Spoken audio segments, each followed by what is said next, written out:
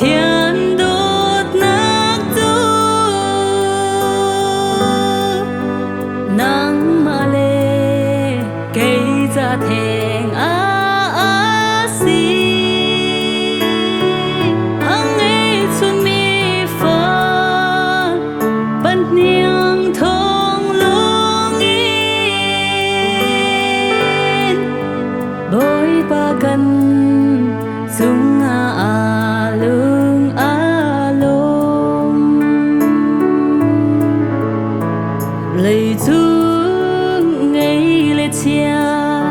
suy lệ ngôn rung na kỳ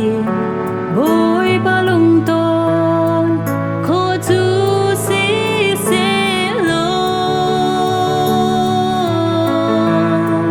hồi đốt nắng lệ kê si phạc san tài lâu chu cần sâu đình dê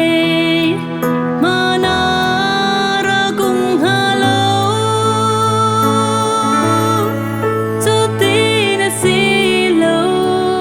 và thiên đốt nát tu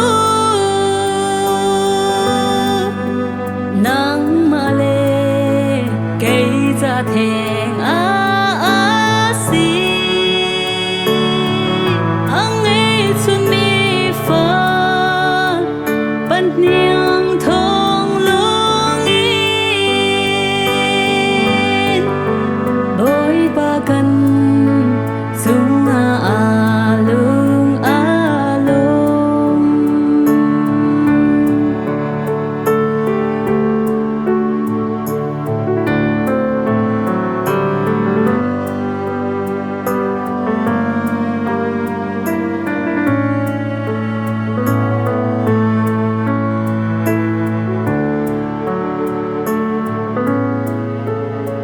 lời tung minh thân na thiêu tọa khổ nạc na y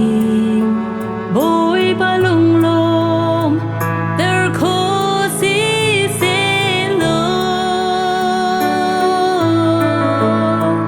hồi đốt nắng lê kê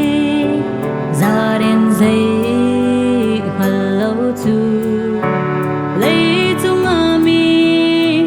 vẫn theo bị cần sinh ha cho tin si lâu và thiên đốt nát tu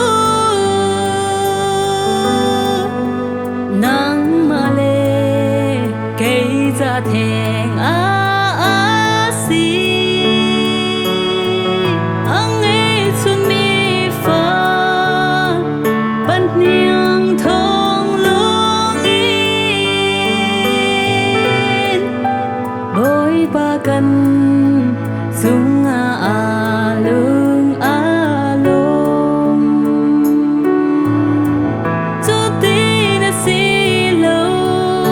và thiên đốt nát tu nắng mà lê cây ra thèn si hăng ấy xuân mi phật bận niang thong lung yên bối ba cần sung